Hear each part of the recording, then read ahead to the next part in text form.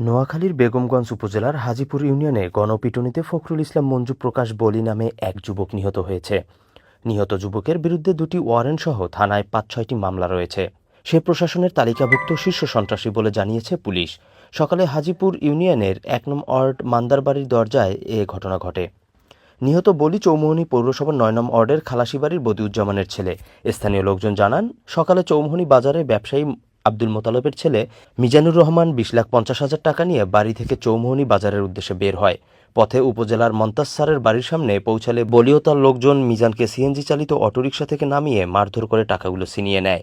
পরে খবর পেয়ে স্থানীয় লোকজন সেখানে গিয়ে বলিকে আটক করে গণপিটুনি দিলে সে মারা যায়। আমার ভাই আমারে দেখতে আসছে, আমার বাচ্চা অসুস্থ দেখি যাওয়ার পথে এরা 15-20 জন ছেলে মিলি আমার বাইরে গাড়ি থেকে পিটি এই অবস্থা করে মারিয়ে তুলছে।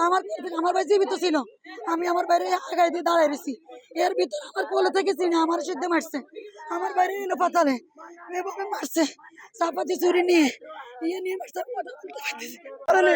মতমিয়ার ওলারে করেনি আজকে মতমিয়ার ওলা টাকা লো যাবে টাইমে মতমিয়ার ওলা তুন 20,22,000 টাকা লো চলে গেছে মারি ধরি সিএনটি করে যাবে টাইমে তারা হামলা করছে নাটুরিমের সামনে হামলা করার পরে যখন তারা হামলা করছে এতে মনে করেন সিএনটি তুন বাড়ি কেন পনেরো দিছে এ জনগণ তাই মনে করেন এখানে এরে ধরছে ধরার পরে এখানে মারধর করে এখানে মারার পরে পিঠে আনি এখানে হালাইছে এই হলো ঘটনা।